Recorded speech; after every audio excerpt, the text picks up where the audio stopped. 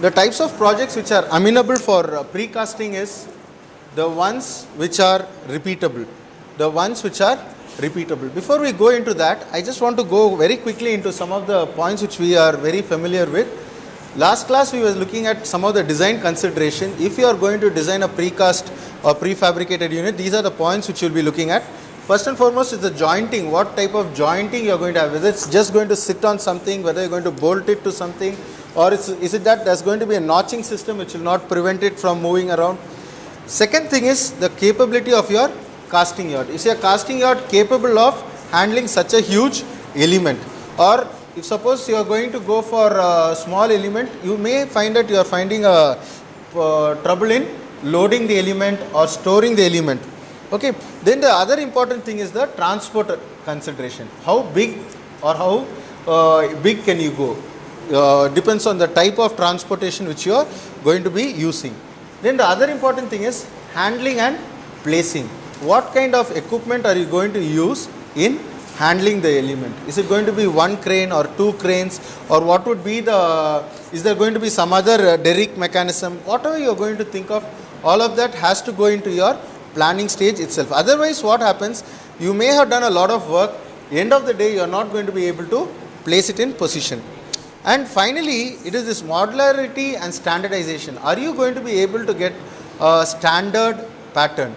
Okay, where you can keep reusing the mold, where you can keep the where you have where you have things in a standard fashion.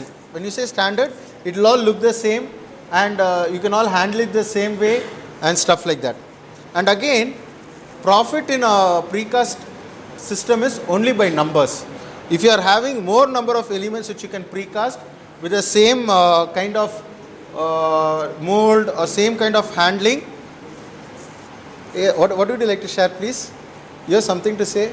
See, precasting is a very common thing. Many of you would have seen precasting in action, and I welcome, if you want to share something, share it with the whole class. Okay, so profit in a precasting system is only when you are able to do it in large numbers. Please remember that the metro rail and all these things have a very constant shape of the viaduct. That is why we are able to make a profit there. Okay. So these are some of the things: structural, non-structural and volumetric elements. What is a structural element? Anything which carries load. Please remember, this is just like in your CAT 1. CAT 1 we asked what is physical, chemical, what are physical and mechanical properties, right? So like that we divide all our elements into structural, non-structural and volumetric components. What is a structural component? It takes a load. It transfers the load from one point to another point. Okay. So essentially you are sitting or we are all sitting on this floor. Where does all this load go? It all goes to the ground, right? Through structural elements. There are other elements which are non-structural. What is the work of this wall, or what is the work of this blackboard or this lectern? It actually essentially does nothing. It doesn't do anything in terms of carrying the load. It is there for some functional reason only. For example, your windows, your doors, they are not playing a role in transferring forces, but without them you are not going to have a structure. So those are called the non-structural elements. The last thing is the volumetric elements. See, volumetric elements can also be prefabricated. How many of you know modular kitchens? See, it's a volumetric element. It's a volumetric element which goes and fits into the space. Okay. So anyway, maybe I should have gone through this slide. So these are the volumetric structural elements. Do you have any problem with any of them? What are corbels? Corbel is a projection from a column on which you keep heavy loads. If you go to CDMM building, in the ground floor there is a lift, there is a crane. How many of you have seen the crane in the CDMM building? Okay. How is it running? It's running on two steel beams. The steel beams rest on a projection from the column. That is called as a corbel. Okay, you can see corbels in many of the old construction for supporting the roof and things like that. But nowadays corbels are restricted to applications like what we have in our CDMM building. What is a lintel? What's a lintel? Lintel is the structural element which is placed over the window. It carries the load of the bricks above it. So it becomes a structural element. Okay. The load of the bricks cannot be supported by the window. There is a beam which runs called the lintel. Okay. So that's called the lintel. Other things I think you will know. Facade is nothing but what is put in the front part, okay, just to as a decorative element. For example, you go to MGR building, in the front we got a glass in a curved fashion, right? So that sort of things are called facade. Decorative fins, please go to SJT. On top of SJT, you will notice that there are some elements which are protruding, which are just, what is the use of that? Nothing, just a decorative bit, okay? Or even, you know, sometimes they'll keep fins on walls where it just projects out. So these all can be very successfully prefabricated. So this is again another thing which we were talking about. So I'm not going to go much into this. Now, these are the types of projects which you can prefabricate. These are the types of projects which you can prefabricate. Basically, you can do the residential, industrial, infrastructure and commercial buildings. Okay. So residential where you live, industry where you have some kind of production done like an industrial shed. All this can be done with the precast thing. What is infrastructure? Roads, railways and stuff like that. Okay. So you will find that precasting is very common in this particular area in India. Okay. So I have a short video, but I will play it at the end of the class. Okay, because I got quite a lot of things to tell you. Okay. Okay.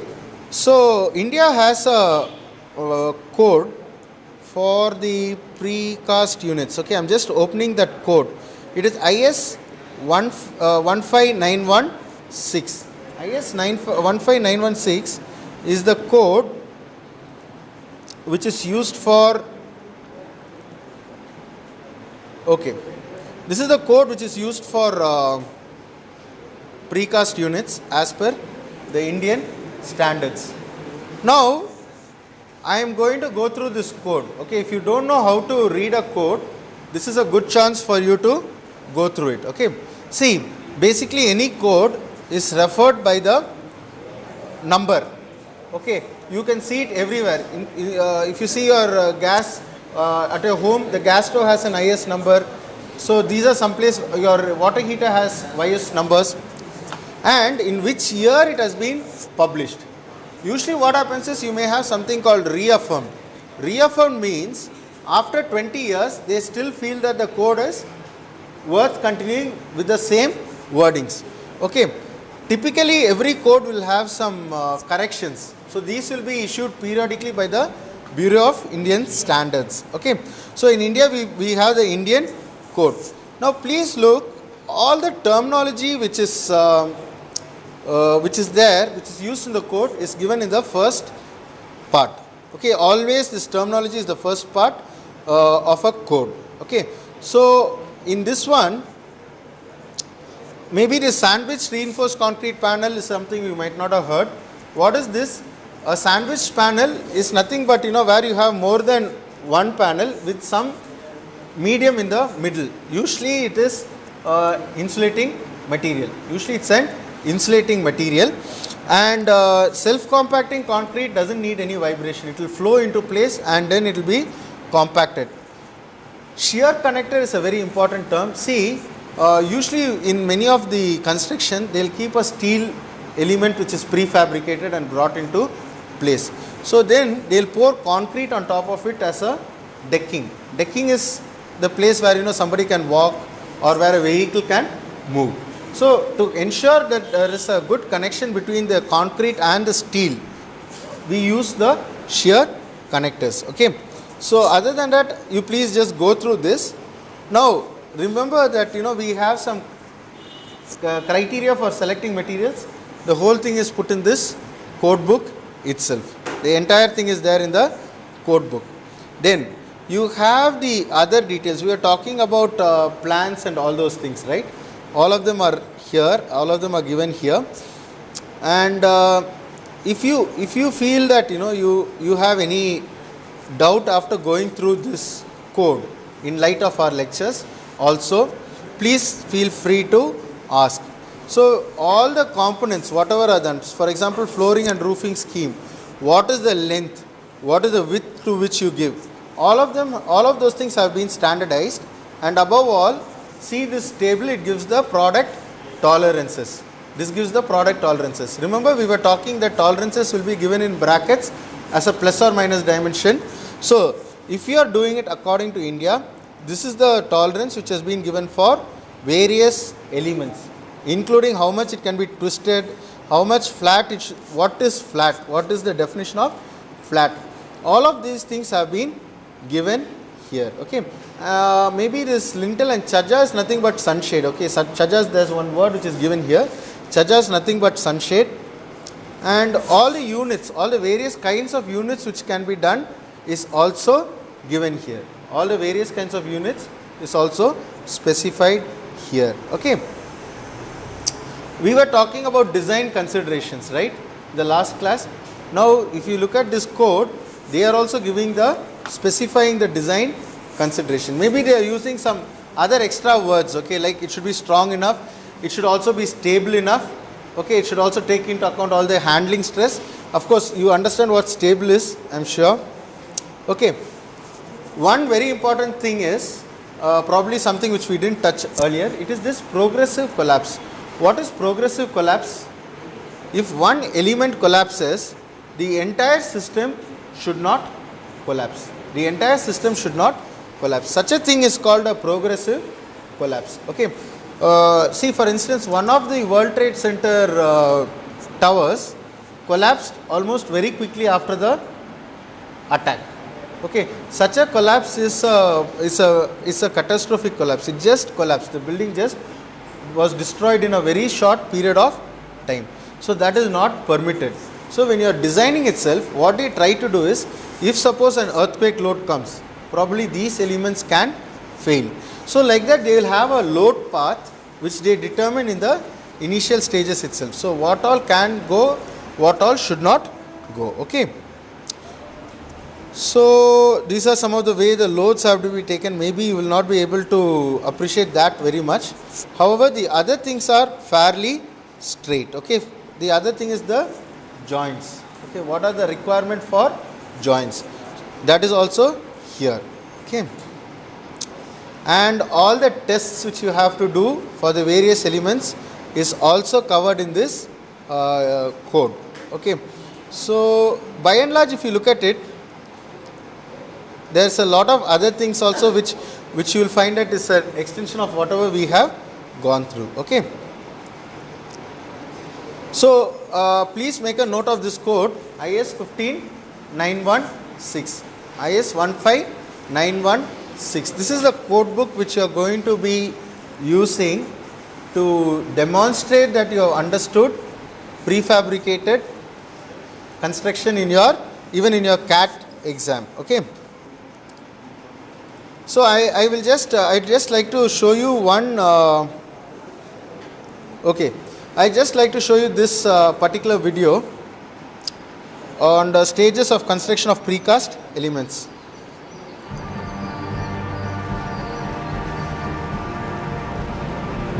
See the degree of automation which we are having in this field. Okay, it's entirely robotics, and you can understand that, you know, it's not only fast, it's going to be highly economical.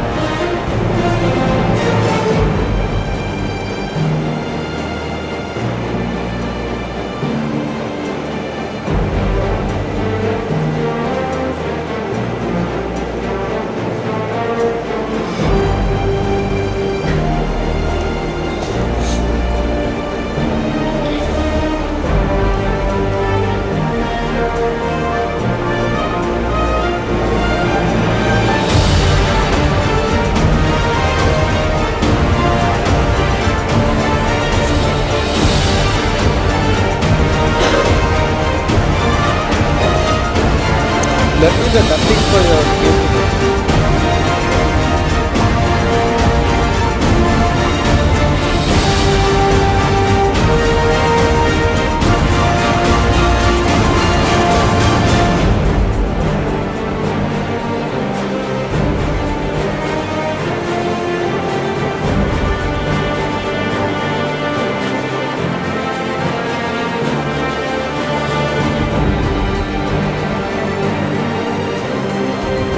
See, this is the tying of binding wire.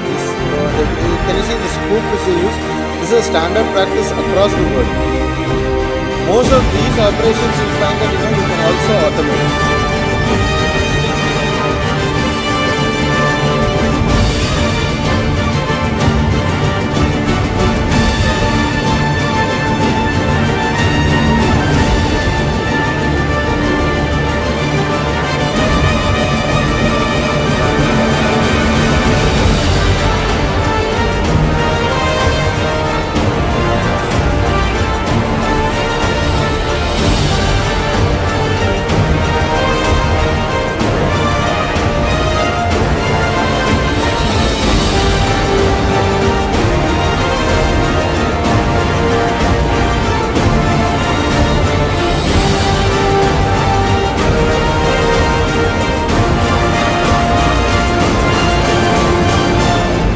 See, this white color thing is a spacer block. Okay, that's a spacer block.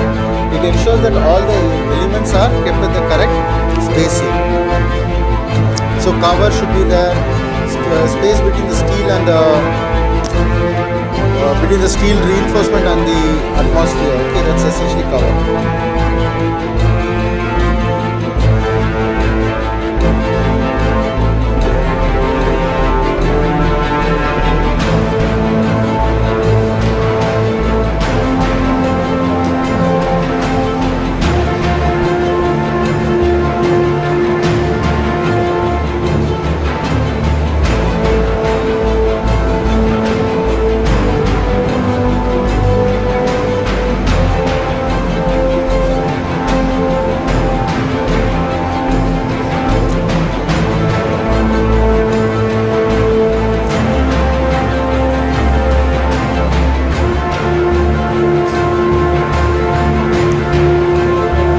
This is the compaction. Okay, the concrete has to be compacted to ensure that there are no voids.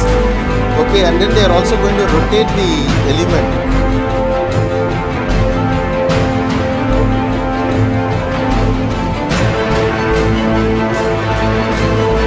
Can you see now the difference of the way the concrete is from what it was when it was initially kept? The cement paste is just floating up. Okay? This is called latians. What is floating up top is latians. And this is the way you are expecting. That is the sign that your concrete has been fully compacted or vibrated.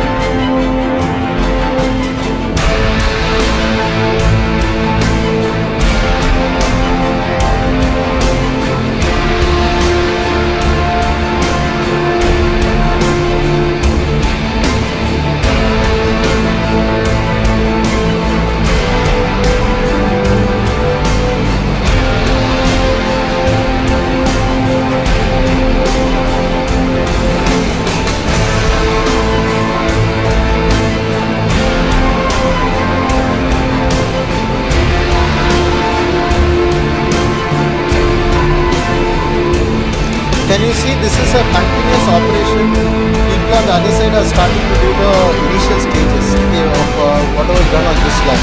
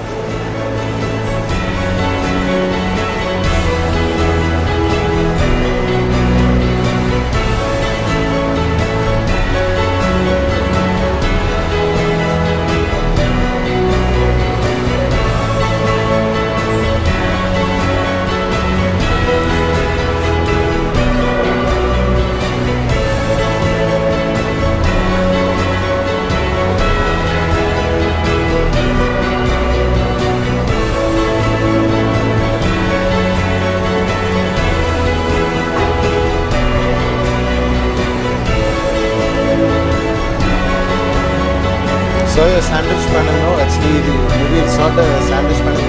Hey guys, this crane is called a Goliath crane. This crane, which is there in the yard, is called as a Goliath crane. Okay.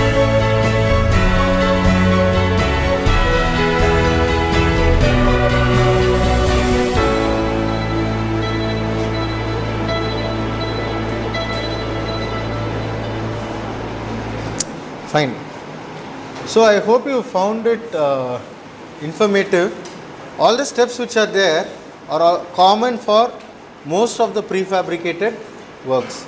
If it is not this, they'll have a sponge system where they just put the concrete, spin it, and then you can make the shape of pipes, the shape of poles.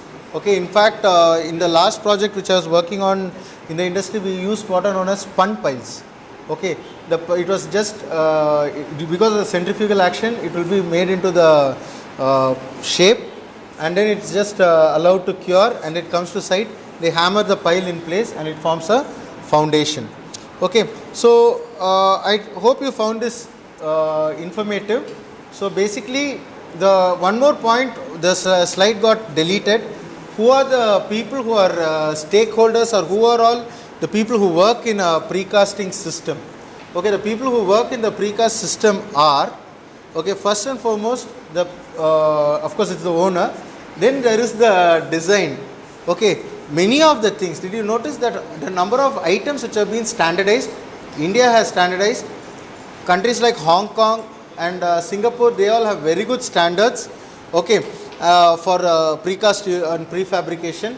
So you have many of the things standardized. Some of the things are not standardized. However, if it warrants, you can have a precast, you can modify your precasting system to accommodate it. For example, you are getting the contract for doing all the precasting for the entire metro rail in Chennai. Okay, you are going to do some tens of thousands of individual element. It is worth investing in a modification of your plant. Okay, you will have the other things. You have the batching plant, you got standards for material, everything. Only thing is that mold, how best it is going to be done. See, did you see here, they have a CNC robotic arm to make the marking. It's not done by human beings. If you and I have done it, can you think how it would have done? We would have either had a template, or we would have had to measure it every time. But here it has been programmed once. So if suppose you are going to program for each and every element, then it is not worth it. That time it's not going to be economical. Okay, so then design people will have to see what is the capability of the yard, what is going to be the transportation, etc., whatever I was talking about earlier. So the design team plays a very important role. Then the people who cast these units, those who are working there, whom you saw in the video, those who kept the machinery running also. So they are the other people who are involved in this. And beyond these people, we also have the people who transport these elements and those who place these elements in position. So these are the people who will be working in a typical precast or prefabrication projects. Last but not the least, there are the people who have safety department. What is the work of these people? They have to ensure that there are no accidents, whether the tolerances or whatever is the checklist which has been given, whether people are looking into and stuff like that. Okay. So with this we will stop this lecture for today.